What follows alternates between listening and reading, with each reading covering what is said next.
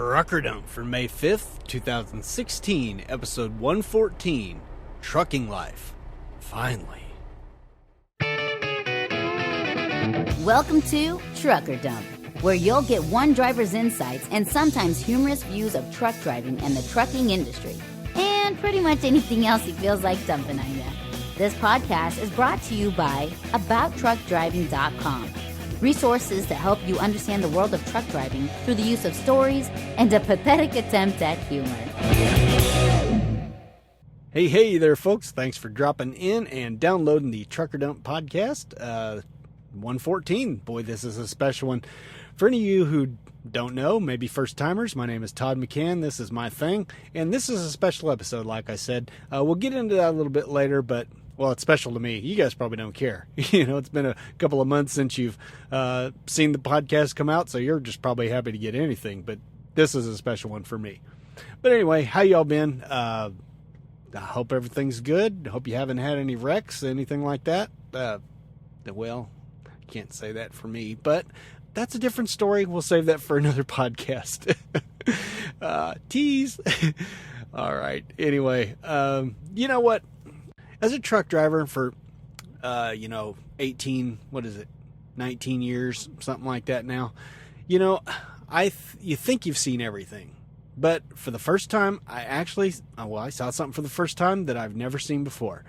I was sitting at a truck stop, Flying J, at the Pontoon Beach, Illinois, sitting there, and I saw this tanker pull in, and he pulled in weird. There was lots of spots in the truck stop, and he didn't pull all the way through and park out in the open. He parked with his nose at the back of other trailers, but between them, if you know what I mean. Parked, two trucks parked facing the same direction, and he parked in between them, in the opposite direction. And it just didn't make sense. It was like, if he's going to do that, why didn't he just go ahead and pull on through, And it was shortly I figured it out. The guy was a friggin' thief. I couldn't believe it. Sat there and watched him for about 20 minutes. And what he would do is he had these big jugs. They were probably 5-gallon jugs or so. And he would go back and he would tap, he would open the tap on that fuel tank, and he would fill it up, and he'd go up and he'd dump it in his tanks. And so now I knew why he was parked the way he was. He wanted his tractor to be at the rear of the trailers where no truckers could just look out and see what he was doing. But he was bound and determined to get that fuel. He must have made, 10 trips maybe, well, maybe not that many, but it wasn't definitely enough to fill up his the tanks on his little day cab. And of course that wasn't enough for him. He went ahead and topped them all off and stuck, he had 3 jugs, and he topped them off and stuck them in his cab for later on, I guess. But anyway, I just thought, what a crappy thing. I knew it's not his truck. It was a leased truck. It said right on the door it was leased. So I knew it wasn't his trailer. I knew he was stealing. There's no other reason to do that. But, hey, first time for everything. It's one of those things you kind of want to report, but it's like, whatever. He's going to have to deal with God one day about that. So that'll be enough trouble for him, I guess. So, hey, what else we got going on here? Like I said, it has been a long time since a podcast, but, I did do one little blog post in between there, so you can't say I totally, ignored the blog. I put out one little blog post. It was on the APU weight exemptions. Now, I don't know how many you people know about this, but, an APU, all you truckers know, of course, but anybody who isn't a trucker would have no clue what an APU is. Well, an APU stands for Auxiliary Power Unit, and it's, designed to power a unit like an air conditioner, heater, electricity for the truck, stuff like that, without actually having to idle the engine. So it's really cool. Well, because these things weigh extra, and we're often pushing our weights, I guess they made rules. I have a sticker on my truck that's 400 pounds. Exemption, that I can be 400 pounds over what I normally could be because I have this thing on. Well, I had questions about it. Does that mean, it's 400 pounds just over the drive axles or 400 pounds over gross weight? Well, I finally figured it out. Took me a while, and You guys probably already know this stuff, but I didn't, so I'm going on the assumption that if I had the question, probably some of you guys do too. And if you don't care, then who cares? You'll never go see it. But anyway, there is a link in the show notes to that blog post, or just go to Trucker Dump. The latest Trucker Dump. Well, the latest one before this one, obviously. And I didn't give it a Trucker Dump number because it was such a small post. But you can go there and get a map and find out what states have exemptions, how much the exemption is, if they even have one, all that kind of good stuff. So, other things I've been up to.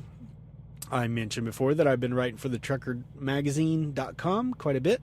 I think I've had 3 posts come out since, 3 blogs over there since, well, 2 or 3, whatever, since I talked to you guys last. In March, I wrote an article called Autotranophobia, which is about, kind of making fun like it's like a disease to have a fear for automatic transmissions.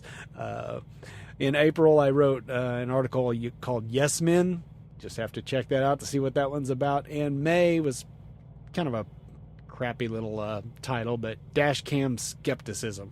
So the latest issue, latest May issue is about, well, my skepticism of dash cams and how great they are.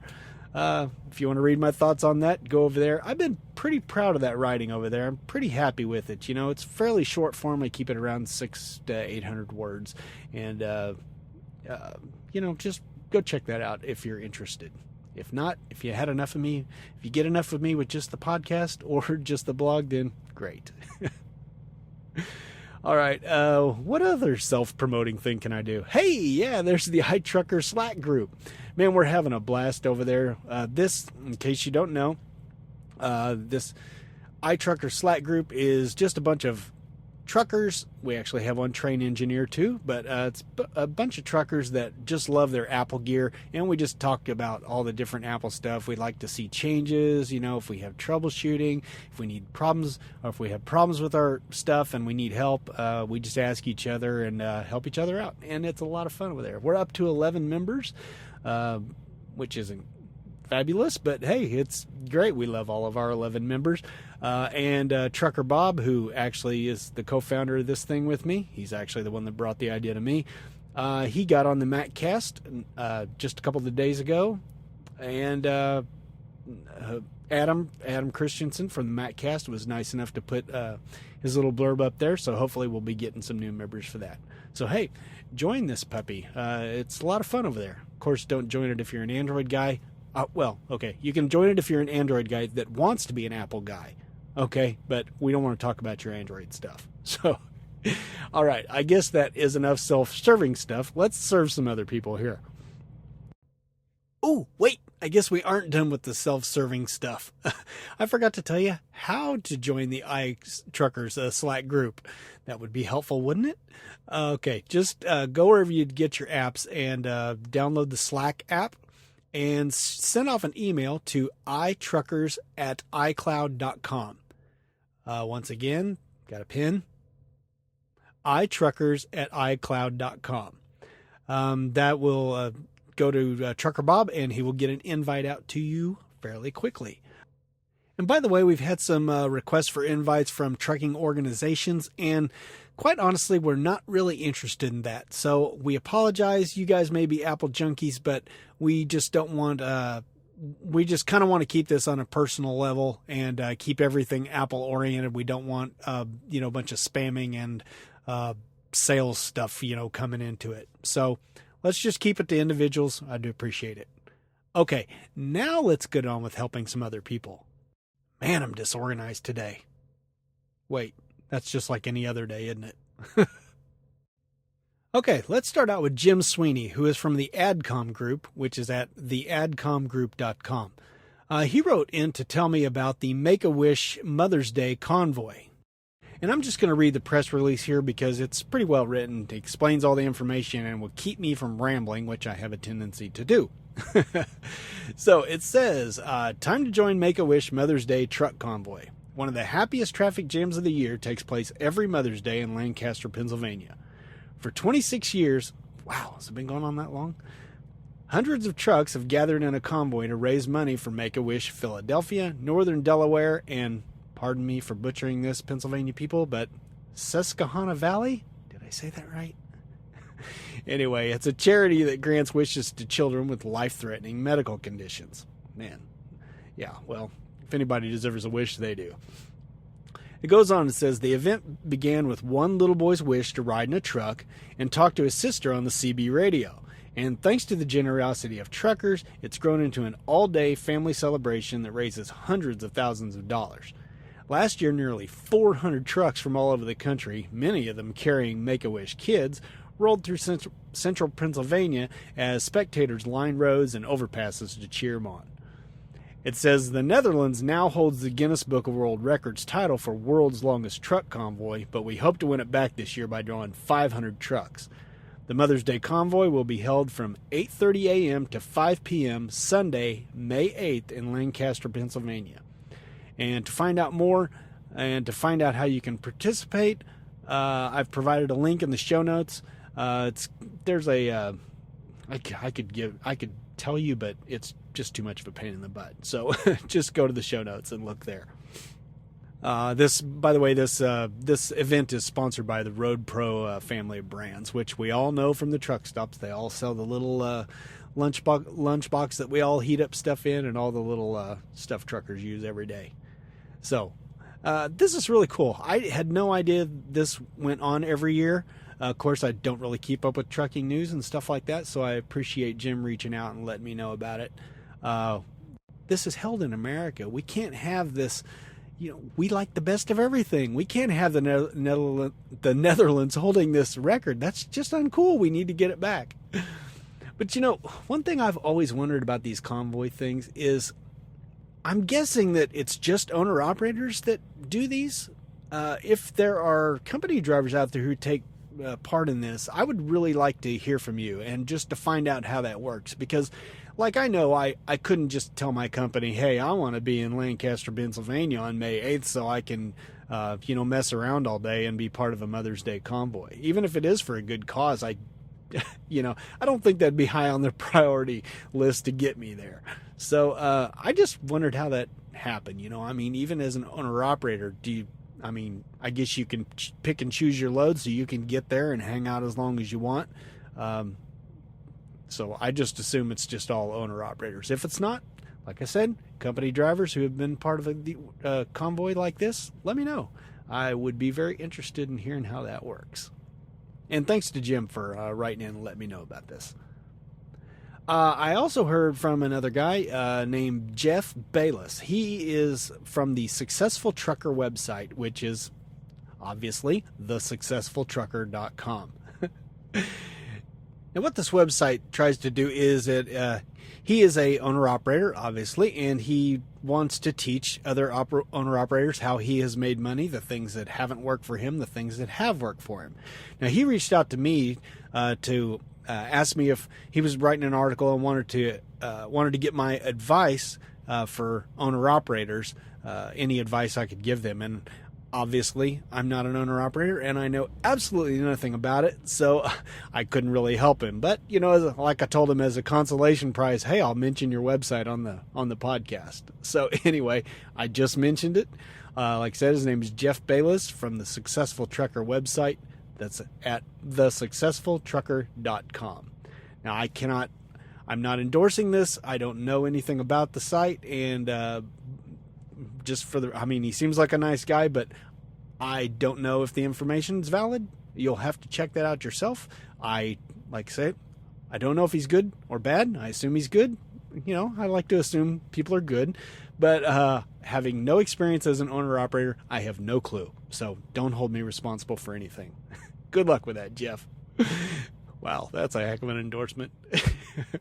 Well, I guess since it wasn't really meant to be an endorsement, that's the way it should be. All right. Let's see. Lastly, before we get on with the post. Lastly, Sheldon from Concierge Benefit Services reached out to me. As truckers, one of the suckiest things about it is when you're sick on the road and you're trying to find a clinic or something like that, someplace for truck parking, it just sucks so bad. I remember this past Thanksgiving, I was actually sick, and I actually had to find a clinic on Thanksgiving, and I got lucky. I found one that I could bobtail to, and it was only like 10 miles from our yard, and, you know, it all worked out. But, man, they charged me an arm and a leg for being there on Thanksgiving, I can tell you that. Whew, it was awful. Besides, they misdiagnosed me, told me I was pre-diabetic. What a bunch of idiots. All it was I hadn't eaten anything but a bunch of crackers for the few days before that, and I didn't know this because I'm not a doctor, but they should have known it. But I guess crackers turn to glucose really, really fast and make your blood sugar really high. And since I told them I had eaten nothing but crackers for the past few days, they should have known that's why my sugar was high. Instead, I got a $600 bill. Thank you, insurance. It at least kept it around, what was it? I think 60 for the doctor and 75 for the place or something like that. Still pretty bad to pay that much money to get a incorrect diagnosis. But anyway, I digress. Anyway, Sheldon reaches out because he thinks he can help with this. What it is it's a telemedicine service. It's available 24/7, 365. And what it basically is you can just call in, tell them your symptoms, and a doctor will actually diagnose you and prescribe some medication. Now, naturally, they can't, they can't give you Vicodin and stuff like that, because, well, that's not cool. You shouldn't be taking that anyway if you're driving. But, stuff like antibiotics and things like that. And, a lot of times that's all a lot of times, like the evil overlord, she knows when she's sick. She knows exactly what's wrong with her. She knows when she goes in what the doctor's going to tell her, what they're going to give her, and everything. And it would just be so nice to have a way to just call a doctor instead of having to go in, pay for the office visit, and all that stuff. But of course, this service is not free. It's $10 a month. Let me verify that. I apologize, it is $10.95 a month, but it is good for your entire family, not just you as the trucker. But like I said, it's available 24/7. Just call the number. And I thought it was kind of a cool service for truckers, and that's really who they're marketing to. So if something like that interests you, you might want to check that out. They are at mybenefitservices.com, and I'll put a link in the show notes to that. Or you can call them at 813-643-3630. Okay, now I know since you weren't expecting that, you might need to grab a pen. So, do you have your pen? Okay. It's 813-643-3630. Okay. I believe that's going to do it for the announcements. At least I think. Yeah, I think we're going to get on with it. Oh, man. This is one blog post that I have been... it's just been tormenting me. But hey, you will shortly figure out why. It'll all be explained in the blog post. This is one monster post. 2,800 some words. No, I just looked at it. Just under 3,000 words. I think I have maybe one that's longer than this, but hey, you guys seem not to mind the long ones because you're doing nothing but driving anyway. So I guess let's get on with it. Before we get started on this, I would like to... mention that, about truckdriving.com, I've had this site for a long time, and what was it, episode 108 of the trucking podcast, when Buck asked me, why I used Trucker Dump as the name of my blog, but I use abouttruckdriving.com. It just goes to show, I'm not calling him out, but just goes to show that people don't really look at all of your website. They really just follow links and go where you point them. So, for instance, I've had this welcome page on my website for quite a while. It just says, it simply says, welcome to abouttruckdriving.com. Yes, I'm going to welcome you to the site with a page that has absolutely nothing on it. I'm just eccentric like that. Either that or I'm just dumber than a box of stumps. Wait, did I just mix my cliches or what? Seriously, though, there are more aspects coming to abouttruckdriving.com in the near future. I could tell you what they are, but you'd need a CIA clearance, a box of Q-tips, and a live chicken to meet the minimum requirements. And I somehow doubt you've got the Q-tips. For now, check out the Trucker Dump blog and podcast, some free stuff, or email me, or shoot me a message on Twitter telling me how disappointing this welcome page is. Well, you know what? The reason I know this is because no one's ever sent me a message saying how disappointing this welcome page is, even though it is quite lame. But the reason I said all that is because I know people don't get on this site, like I said, unless they're just following specific links, because if anybody had bothered, they would have seen that there has been a new thing in the navigation bar called Ebooks for the past 3 or 4 weeks when I've had to do experiments and stuff on the website. It's been up there the whole time. It just, when you click on the ebook link, it just goes to a password protected thing. But if the smart person, the observant person would have noticed that something was up. But like I said, nobody goes to the website unless there's a new blog post or something like that. So, I can't blame you. I don't do it either. It's not like I'm, going to random websites and just hunting around, for whatever. I'm not. I follow links. I read a story. I go away. We all do that. No blame whatsoever. Just saying that if you had really wondered what was going on, it was sitting right there for the past month. All right. Now let's get on with it. The podcast you have all been waiting for is finally here. Drumroll, please. Okay, perhaps I'm a bit too impressed with myself. All right, I call this one Trucking Life. The new ebook is finally here. Yay! It's about frickin' time. You remember that time I didn't podcast for 6 months straight? Well, I'd like to introduce you to the culprit. Trucking Life, an entertaining yet informative guide to becoming and being a truck driver.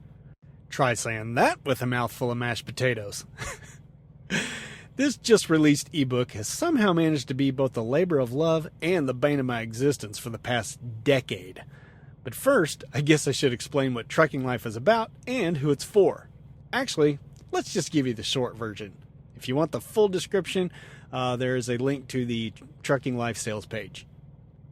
Obviously, Trucking Life was written for people interested in becoming truck drivers, but it was also designed for those who just have a passing interest in truckers and their lifestyle. Naturally, I've written it to be informative, but also to be funny, so you don't nod off and drop your phone on your face while you're reading it, or worse, drive off a bridge while you're listening to the audio version. Yeah, you heard that right. I've turned this 208 printed page book into a 9.25 hour audio book. There's a link to the free audiobook in the appendix in the back of each text version. If you're already familiar with the Trucker Dump podcast and blog, you'll know what to expect. For those of you who aren't, let me steal a phrase from the Trucking Life sales page. Trucking Life has a conversational tone, using a lighthearted mix of stories from the road, opinions, facts, helpful tips, and some other random stuff that I like to call humor. You'll have to be the judge of that. Just don't ask the evil overlord's opinion on the subject. As my wife of over 20 years and co-driver for 9, she's already heard everything funny I've ever had to say and would just as soon stuff a dirty sock in my yapper than listen to me trying to crack another funny. And for all you evil overlord fans, you'll be happy to know that many of the stories involve the mean old wench and her evil tendencies. I'd like to explain one more thing here. I've often been asked who I work for, and I've never told. I've always said that I want to be able to talk about my job without calling out my employer or getting myself in trouble. But another big reason is because I don't want people coming to work where I do simply because they think, well, if it's good enough for Todd, it must be a good company. Now, I know that sounds egotistical, but one thing I've learned doing the Trucker Dump is that people assume you're some kind of expert, despite the fact that I've repeatedly said that I'm not. So anyway, Trucking Life is another reason why I've always been so secretive. I knew going into this that I didn't want the readers to think I was trying to influence them one way or the other. If I named my company and they chose to follow my footsteps, I'd stand to make money from driver recruiter bonuses. But since no one knows who I work for, there's no chance of that. Quite honestly, I'm shocked that I had the foresight to realize this when I started the blog back in 2009.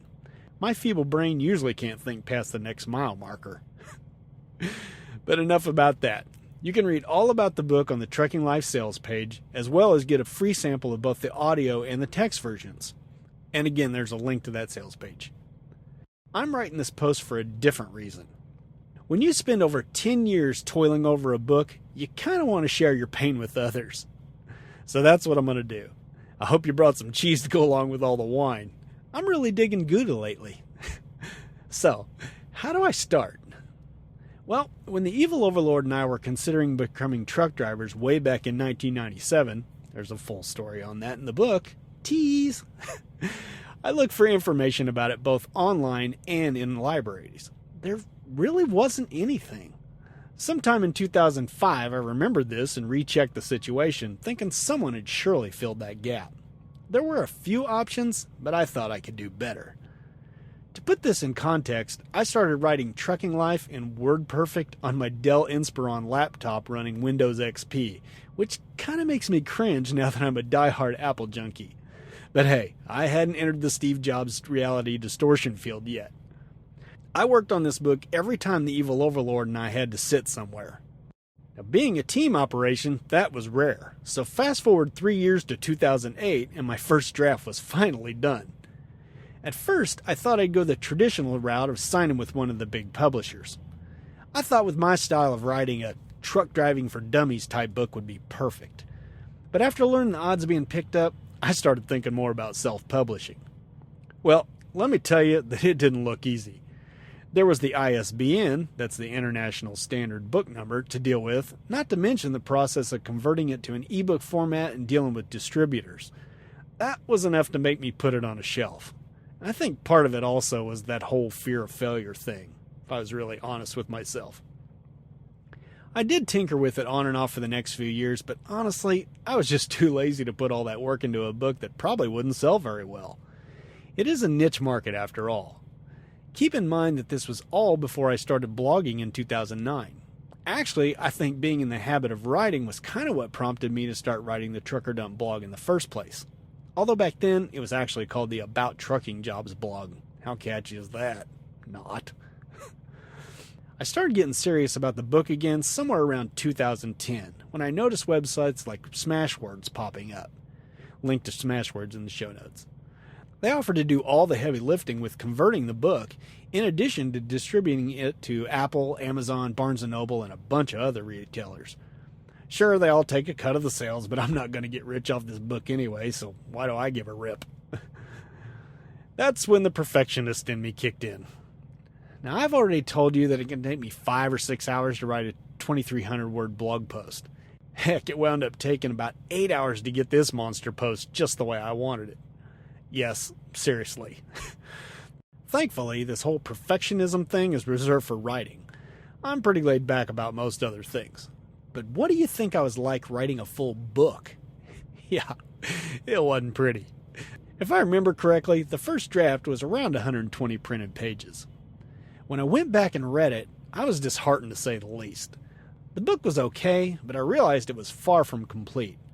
For one thing, it was horribly out of date already, especially concerning anything having to do with technology. There was also the fact that the evil overlord was still my co-driver when I started it, but she had quit driving by the time I got back to it. So I needed to add a bunch of stuff I learned being a solo driver. Unbelievably, I had also left out some blatantly obvious topics, so I went through and really fleshed the book out. There's a full list of the topics covered in the book on the Trucking Life sales page, link in the show notes. Again, the evil overlord was off the road, so I had a bit more time to write, but like I said, when it comes to writing, I'm slower than a sloth on Quaaludes. After that first fleshing out was finished, I decided to do one more pass, or so I thought, focusing only on adding as much humor as I could muster. Now by now, 2012 is rolling around, and I had decided to turn the Trucker Dump blog into a podcast. Now let's not forget, I also did a complete website design and a platform change while all this was going on too. Well, here I was recording 90 blog posts and making them into podcasts. Now that took about 1,000,000 years, but when it was all said and done, I was quite happy with the results. And you can see where this is going. Yep, I thought, well, I've got the recording process down. How hard could it be to turn Trucking Life into an audiobook? Well, in theory, it wasn't that hard. But again, my perfectionism kicked me in the junk. You see, I accepted the fact that my podcast audio would have some background noise. If it didn't, I'd never get a podcast recorded. But an audiobook, that's different. I've listened to lots of audiobooks, and you really don't want any distractions in the background. Not if you want to be taken seriously, anyway. That meant I didn't record any of the audiobook in my truck. Instead, I got approval from the evil overlord to spend much of my home time locked in a closet. Keep your gay jokes to yourself, please, guys. And in case you're wondering what that's all about, you get better audio quality when you have materials on the wall that absorb sound, like clothes hanging in a closet. It's a great poor man's recording studio, if you ever need one. Anyway, keep in mind that by choice, I usually go home every 3 weeks, so you can imagine how long the recording process took. The good thing is that I only needed to do the recording at home. I could edit the audio in my downtime on the road, so that's what I'd do. I'd record a chapter or two each time I was home, and then I'd edit them on the road. Now, there are 21 chapters in the book, so you do the math. And of course, I didn't get to record every time I was home. Now, the evil overlord had spent 9 years on the road with me, so she could live without being with me the whole time I was home. Besides, she sleeps longer than I do, so I could usually get some recording done in the mornings before she got up. Honestly, I couldn't record more than a few hours every day anyway. Seems that when you barely talk to anyone for 3 weeks, you get hoarse easily. Who knew? Granted, I didn't notice this at first. I discovered during the editing process that if I had screwed something up, I'd need to re-record a sentence or two the next time I was home. It's amazing how blatant those edits were.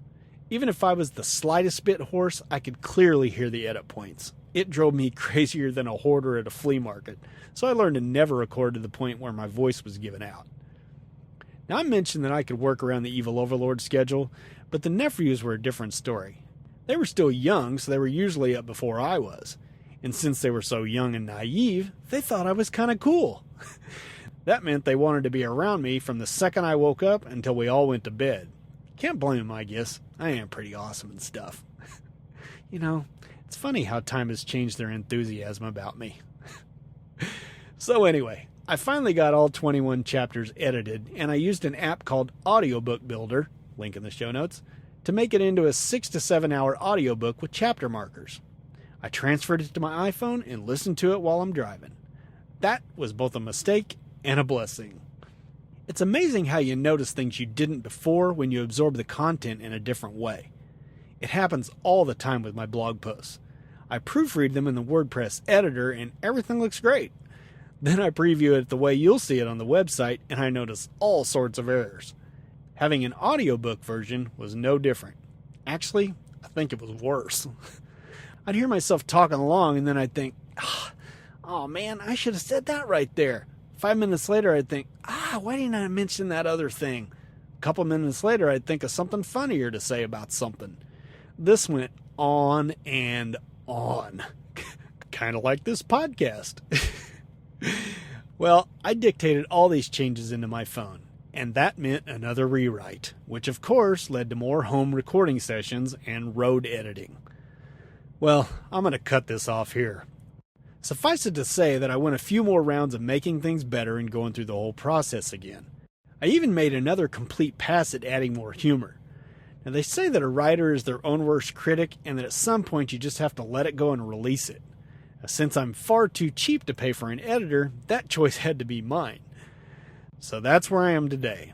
I'm sure if I listened to the book again, I'd find something else to make it better, so I'm simply not going to listen to it anymore. At this point, I'm kind of sick of my own voice anyway.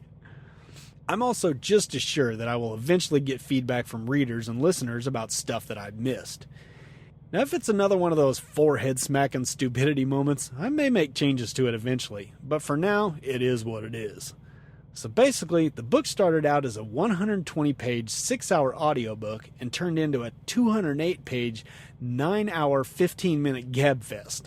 How's that for flushing out a book? So Trucking Life has finally been released, and it only took 11 years. Wow. Now, I know there are a few you crabby pants out there thinking, oh great, another guy trying to sell something online. Well, here's what I have to say to you. Deal with it. You know, I've written this blog since 2009, and I've been recording the Trucker Dump podcast since 2012. In that whole time, I haven't had advertising on the webpage or the podcast. I've never asked you for money for myself either. Now, I will inform you that I've been looking at some sponsorship opportunities lately, but I won't do anything until I find a good fit. So here's the deal. If you don't like the fact that I'm trying to earn a few extra bucks by helping potential truckers with their career decision, well, no one's forcing you to buy anything. And if my past podcast and blog promotion skills are any indication, I expect you'll still be able to follow me on Twitter without being bombarded by promotions. You can expect some, but let's just face the facts that I suck at self-promotion. But for those of you who have enjoyed the content I provided over the last several years, please consider ordering Trucking Life. If not, well, I'm okay with that too. I'll continue to blog and podcast as much as I can manage until whatever time I lose interest in it, or my life changes in a way that doesn't make any sense for me to keep doing it. And I doubt the money from this book will affect either of those things. So you may be thinking, I'm already a truck driver. I don't need your stupid book. You know, that's probably true, but I still think you'd enjoy reading or listening to it. I mean, lots of current truckers are reading or listening to the Trucker Dump, and I'm not telling them anything they don't already know, but they're still here. By the way, I really appreciate that. But don't take my word for it. I've included a link in the show notes to the free samples of the audio and the text versions. Now, if you order from Amazon or Apple, they both have really easy ways to get your text version onto your device, and I'm pretty sure Barnes & Noble Nook does too. Smashwords takes a smaller royalty, but you'll also have to manually transfer the file to your mobile device if that's how you're going to read it. Smashwords does have all the text formats though, including Mobi for Kindle devices and apps, and EPUB that'll pretty much work everywhere else. But by all means, please order however it's easiest for you. If you already have an Apple ID or an Amazon or Nook account, that's by far the easiest method. And perhaps most important of all, please, please, please leave a review if you decide to read or listen to it. Books live or die on reviews nowadays, and as a new release, I have exactly 0 reviews right now. Although I did notice that I have my first 2 sales on Amazon with no advertising. I feel so cocky right now.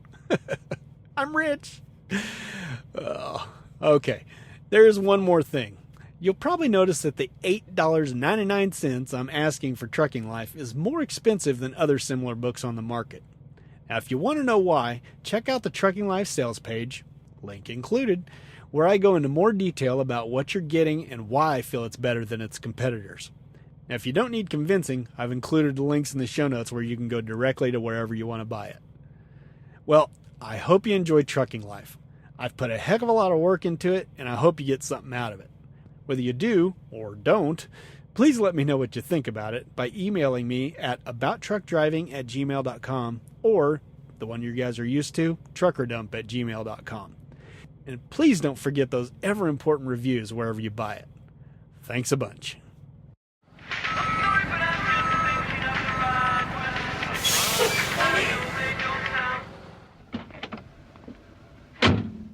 Hey, yo, bud, where do you want this load of feedback? Okay, well, we're finally done with me putting gold stars in the refrigerator for myself, so I guess let's get on with some feedback. I really didn't think we were going to have time for it after these long posts, but it looks like we are. And, well, let's just get on with it. This first one is kind of long. It's from a guy named Tommy. He writes in for the first time. Like I said, it's kind of long. So long he put it, he actually had an attachment with the Word file. But, you know, hey, I'm cool with that. It was great. It was actually nice reading it in a nice format instead of trying to read it in mail. And there's good punctuation, and it makes sense, and it's funny, and it's interesting. So I'm reading it. All right, let's get on with it. He says, "Hey, Todd, I'm from North Alabama. First off, I just want to thank you for your Trucker Dump blog. I'm not sure if you're still doing it since the last post I see was back in July, but either way, maybe you'll get this." Well, Tommy, I just addressed why I had that 6-month delay. So, hey, and why this 2 or 3 month delay, whatever this one was. All right, let's get back to it. He says, "Before I go any further, I should probably give a little background on myself. I'm 54 years old, and after 10 years of being a backhoe owner-operator, I switched to being an over-the-road truck owner-operator. I did this for almost 20 years until February 9th, 2010. That's the day my life changed forever. After suffering through a week of driving on ice and snow to deliver a load to northwestern Minnesota, then back down to El Paso, Texas, the whole time fighting a bad case of the flu and possibly pneumonia.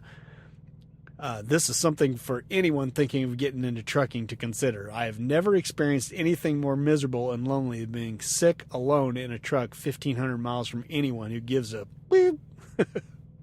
Man, that's so true, Tommy.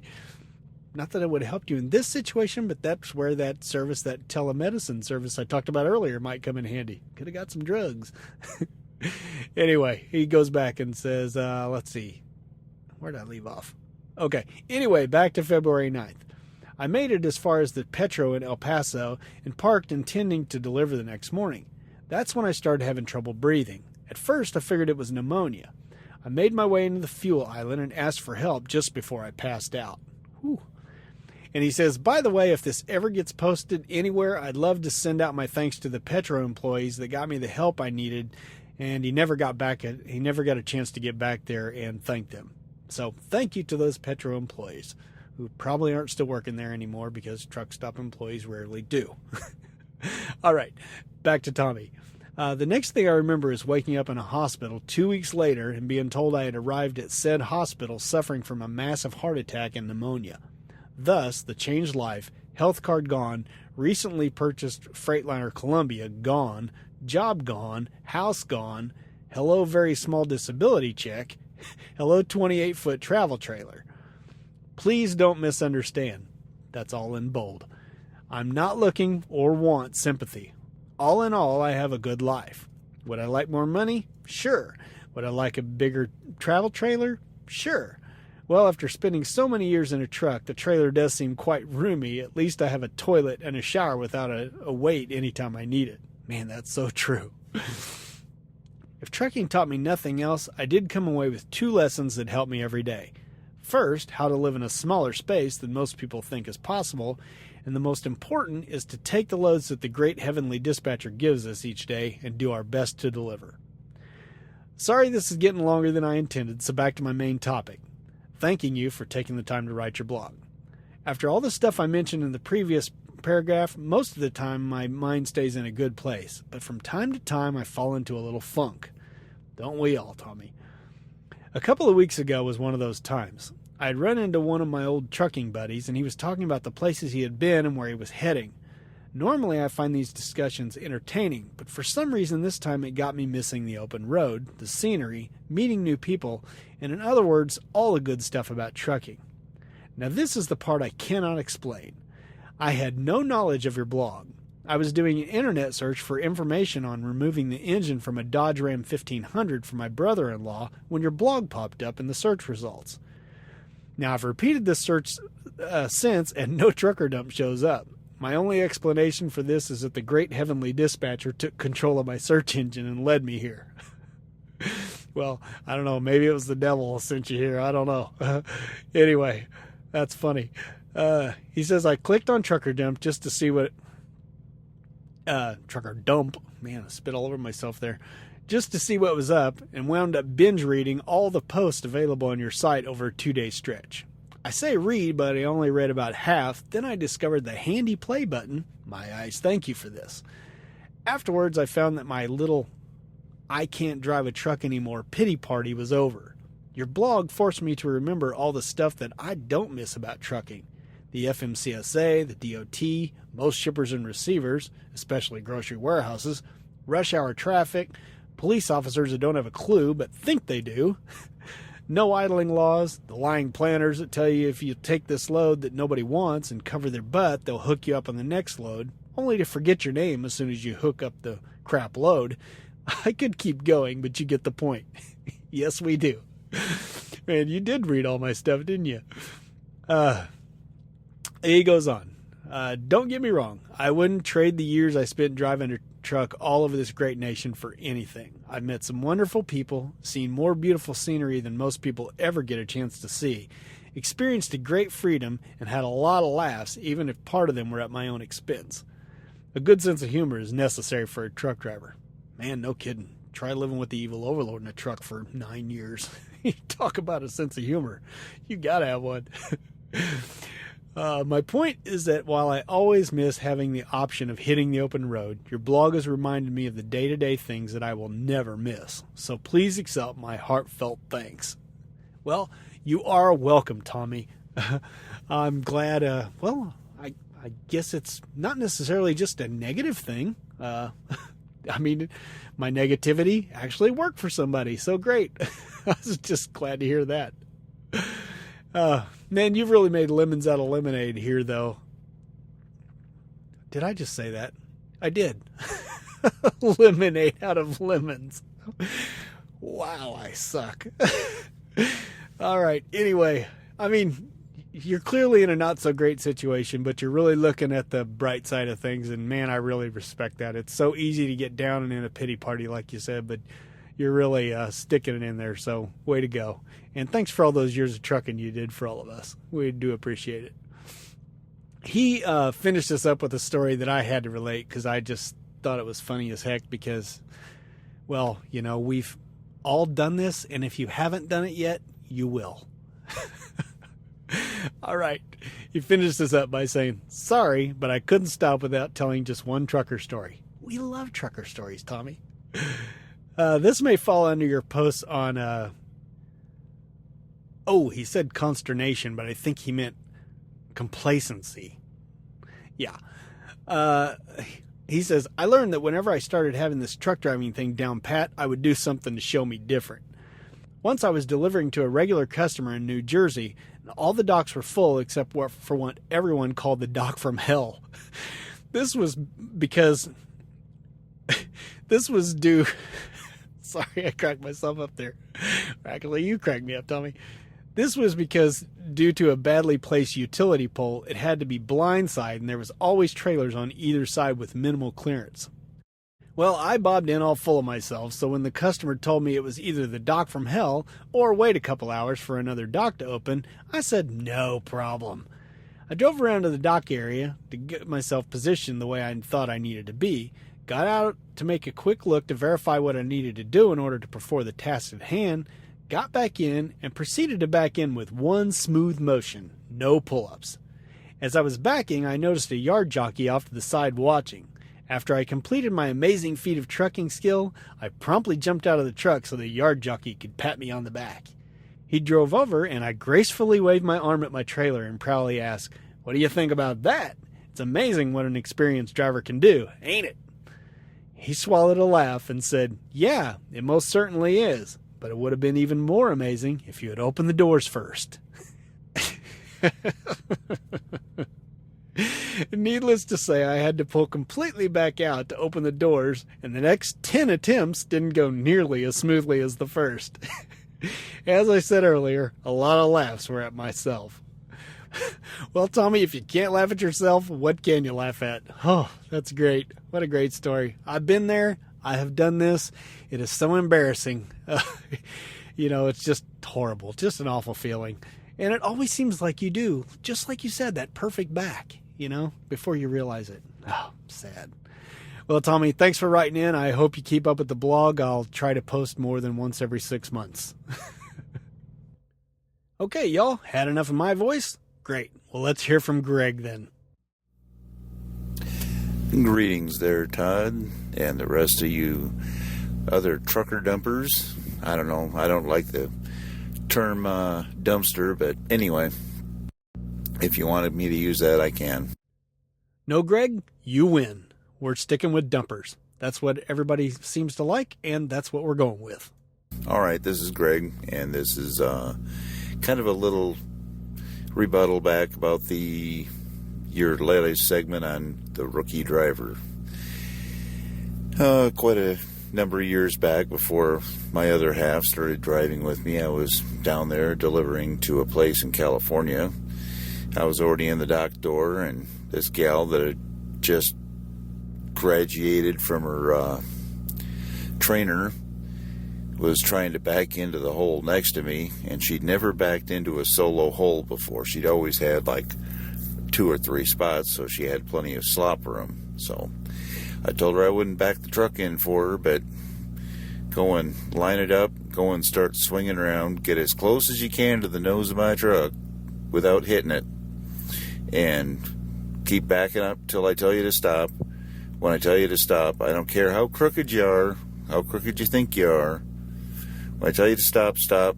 Turn your wheel hard to the right, pull up. You should be pretty much straight in the hole. Line up on your lines and do a straight back in. She did it, and she's going, wow, that was easy. How come my trainer didn't teach me that? I'm going, I don't know. Well, you should be a trainer. I'm going, no, that's okay. I'll pass. I hear you. No way, Greg. Not interested in being a trainer. I might help somebody back into a hole every once in a while, but, you should be able to operate your own truck. An extra pair of eyeballs out there once in a while, yeah, that's a good thing. Wife spots for me because she'll get it into a truck stop, and if she can't find a pull through, she'll go and wake my butt up, and I'll go and get up, size the situation up, find a hole, and she'll spot for me if I need her to, and I'll back it in the hole. Because, as she puts it, her truck driving school that she went through in Tacoma, Washington, they didn't teach very well on how to back up, and she gets frustrated when I try to give her advice, so I try not to. I'm not sure how it is with the evil overlord, but it just isn't worth the hassle. Oh, come on, Greg. You know how it is with the evil overlord. It's exactly like that. I'll get up, back it in, and do it that way. So, anyway, that was my little 2 cents worth on helping people back in and stuff. One guy that couldn't speak very good English, didn't understand English. I was trying to explain to him how to back into an easy hole, and he couldn't comprehend it. So it was one of those, okay, fine. That one, it was not worth the hassle. I just climbed in his truck, backed it in the hole, and then got back in my truck and went to go and waited for them to unload me. But that's been the only time I've climbed in somebody else's truck to go and back it in the hole. Most of the time I let them do their own truck. So anyway, all right, looking forward to the next episode, and whenever you feel like sticking this one in, however it works out on your timing, go for it. All right, this is Greg signing off. Have a good one. Keep it safe. Well, Greg, I'm sticking it in right here. Is that all right? Okay. Yeah, sounds like, you jumped in that guy's truck. I did the exact same thing. I didn't offer, he asked me to, but, like I said in the blog post, he asked me to do it. And at that point, I was so fed up with that other driver honking at him that I just knew I could get it in there in about, 30 seconds. So that's what I did. I know it's a bad thing to do that. But, it was just much easier. But it sounds like you're the kind of guy I am. You'd rather help someone than just scream at them, which is great. There needs to be more drivers out there. I have a feeling most of the trucker dumpers probably are like that, and we need more of those. One thing that frustrates me when I see trainers and trainees is when I see the trainer outside and he's motioning like which way to steer the, which way to turn the wheel as the person is backing in. And I've seen them where they're not even looking at the trailer. The trainee is not even looking at the trailer. They're looking at the trainer, and it's like, they're just adjusting their wheel to whatever the trainer says to do. And man, if you're a trainer, don't do that. Stand outside. Like Greg said, give them an extra set of eyeballs. Let them figure it out. Don't let them hit anything, but let them figure it out. The only way anybody ever learns to back is by trial and error. When they get in a certain situation, they figure out, hey, if I turn the wheel this way, it works. Just like Greg was saying with that woman, he got her kind of cockeyed and she thought, no way possible. But he said, turn it back to the right, boom, straight. That's a great move. I do that one myself. And, it just works. And I just wish more trainers would do that instead of trying to handhold these people into learning, because clearly that woman, she probably had one of those trainers that stood out there and did steering wheel motions, and God, that just drives me berserko. Don't do that, people. If you're going to train, I don't want to train. Greg doesn't want to train. Sometimes I feel guilty about having all this experience and not passing it on to the next generation of truckers, but I kind of value my life, and I just don't trust. I don't trust people, like that, but I also, part of it is I just don't want them in my truck. I think that's more of it. I think I could handle, putting my life in somebody else's hands more than I could sharing a truck with somebody that I don't know, because you hear the stories, of these inconsiderate trainees who think they know everything even though they don't, or they're just argumentative and they can't take advice from anybody. They can't take instruction, and that, I just couldn't handle that. I just would not. I'm a very patient guy, as evidenced by the fact that I've been married to the evil overlord for 22 years. But, it's just not worth it to me. And especially my company, which has started hiring, straight out of school now, and they asked for trainers, and I just got no interest in it whatsoever. And especially because, quite honestly, their trainer package really sucks, and they don't pay squat for it. So certainly isn't worth my time. But anyway, the thing about your wife, if she couldn't find a spot, she would just back in, or she would wake you up and back you in. I tell a similar story in my book about that, in Trucking Life, this new book that just got released. Same type thing. As I did that with the evil overlord. Although she could back, she was one of the best backers in her training group at school. She was helping all the guys do it who couldn't figure it out. So she could do it. She just really didn't feel like it most of the time. And it was much, much easier for me.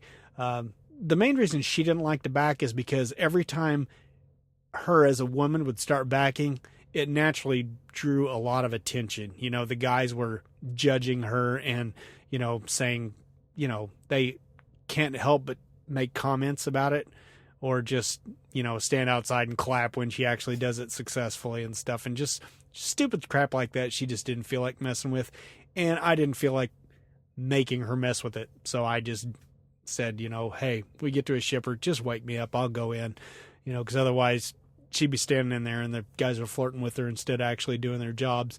So we could usually get in and out of a dock a lot faster if I just went in and did it myself. And I have the lucky ability that I can just wake up, and when I'm done with what I'm doing, I can lay back down, and within probably 5 minutes I am dead asleep again. So God has blessed me with that. So which is great, because it worked out great for the evil overlord. Anyway, Greg, thanks for writing or audio commenting in again, and I believe we're going to hear one more audio comment coming up. This is from a new guy, but we got another one first. Hey, next up we got Nath. Love these internet names or email names, whatever. Anyway, he apparently read or listened to the automatic or manual truck transmission and had something to say about it. He says, I recently purchased a Freightliner Argosy. Is that the way you pronounce that? I really don't know. Anyway, as a second truck just to do local work. A 2006 model with the auto shift and clutch setup. I like sticks and I couldn't go past them.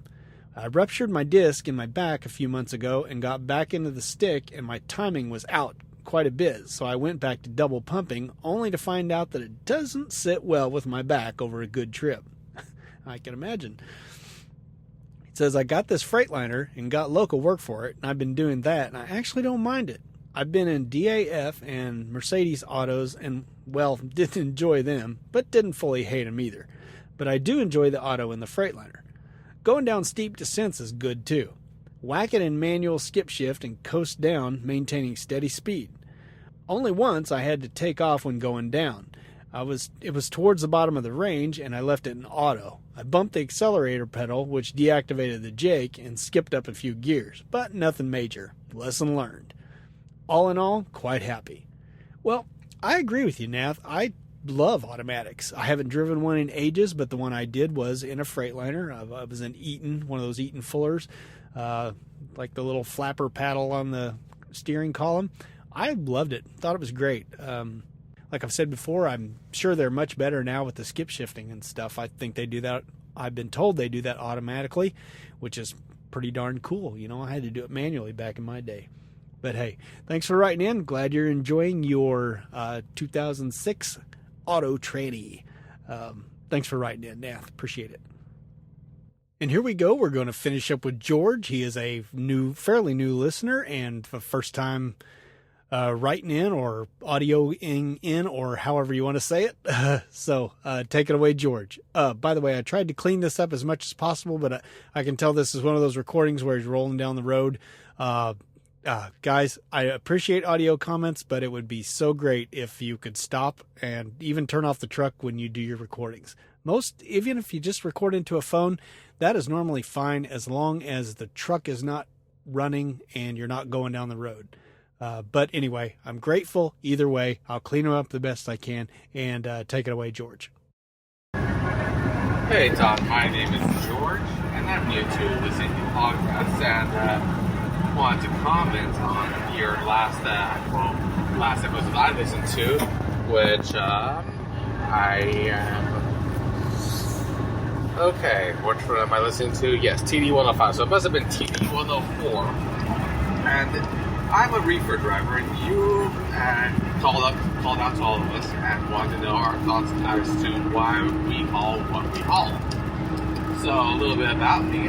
I've been over the road for a little less than a year, so I'm a brand spanking newbie compared to, you who've been doing this for 17, 18 years, and almost everybody else that already has gray hair, and I'm barely starting to get my first ones. So, I guess I'm just going to go ahead and comment on why I haul reefer. Reefer, for me, besides the wonky hours of delivering at 2 or 3 a.m., I like it because I get a lot of flexibility, and there's usually a lot of time making it easier for me to go ahead and plan out if I'm going to be able to make it to a certain destination or not. I am, like all of us, in this for the money. However, I truck with my wife as a rider. I haven't gotten her to get her CDL yet. She's been trying, but, being the fact that she wants to be here with me, it's a little hard for her to pass the written test, but hey, baby steps. Anyhow. So, what I'm trying to say is the reason I haul reefer is because there's higher pay at reefer than there is hauling dry box. And there's also a lot more freight in reefer, so you usually get a lot longer hauls. Am I incorrect in this terminology? Am I misinformed? I see a lot of dry box out there, and well, I think that hauling reefer is a lot easier because a lot of these warehouses are huge lots, not so many blindside backs, I don't know. Maybe you can go ahead and elaborate more on why you prefer dry box over a reefer, tanker, and all that other stuff. Because, well, I think that hauling reefer is the easiest. I don't know. Chime in on your thoughts at the next feedback. Of course, I know I ranted on, and I didn't prepare for this, as like I said, I'm new to podcasting. I've been listening to your episodes from episode 1, and I'm now at TD105. And I'll send this over to your truckerdump@gmail.com. All right. Thank you so much, and I'll look forward to hearing my rant. Okay, bye. Okay, well, you heard your rant, George. I appreciate it. You know what? I know you want a response, and it's been quite a while, actually, since you wrote me the email, and, it takes forever. But I am going to save this. I decided that I had more to say than what I was just going to respond really fast. And then I thought, you know what? I've got more to say about this, why I prefer vans over, say, reefers or, flatbed or whatever. And I think I am just going to make a blog post out of this. And I will either do it the next one or the following one. So basically, I don't know, next year sometime. That's a joke. No, it will certainly be sooner. Now that I have this book out of the way, It should be sooner. Although I do have to say, well, okay, I'll go ahead and announce it for those of you who are nice enough to stick around. I know probably a lot of people just listen to the main post and then they're just gone, or they don't listen to the end, or maybe they only listen to part of the feedback or something like that. But you know what? This is a plus. This is a bonus for you guys who stick around to the end. So let me go ahead and tell you that my first book is out, and if you were to read my second or my first book, you would see that I had a second on the way. It's already pretty much written, but it's a different kind of a book. It is trucking related, but it's not. It's called How to Find a Great Truck Driving Job, and sounds like George would get a kick out of this one. But yeah, it goes into, the right kind of questions to ask the recruiter, why you want to be asking those questions. And it explains stuff for people who are new to the industry who may not know what to ask. And it even has a checklist in it, or not a checklist, but a questionnaire, basically, that you can print out. So, you have a different sheet you can fill out for every company that you call. Because well, like I explained in that one, that most of the time I have found that I have hated a job, it's because of something I forgot to ask a recruiter about, or I didn't ask, and because they didn't offer up that information, then it's kind of my own fault, isn't it? But anyway, that's what this book goes into. It's called How to Find a Great Truck Driving Job, and it is in the works. So that one is still going in the process, and so that might delay the podcast a little bit as this one did, but I'm going to try not to let it get in the way like I did this one, with the 6-month thing like that. I'm not that stupid anymore. I'm not going to assume it's ready to go and hold off on a podcast because I think it's almost ready to go when it isn't. When it's ready, I will just podcast until it's ready, and then I'm not gonna go down that route again. You're welcome. All right. Well, anyway, thanks to everybody for writing in, for Nath for writing in, George and Greg for their audio comments, and Tommy for his stories, and the great laugh that I got out of that. So I appreciate it all. Appreciate all of you listening, like I always do. Until next time, I guess that's it. Let's crank up some tunes, man.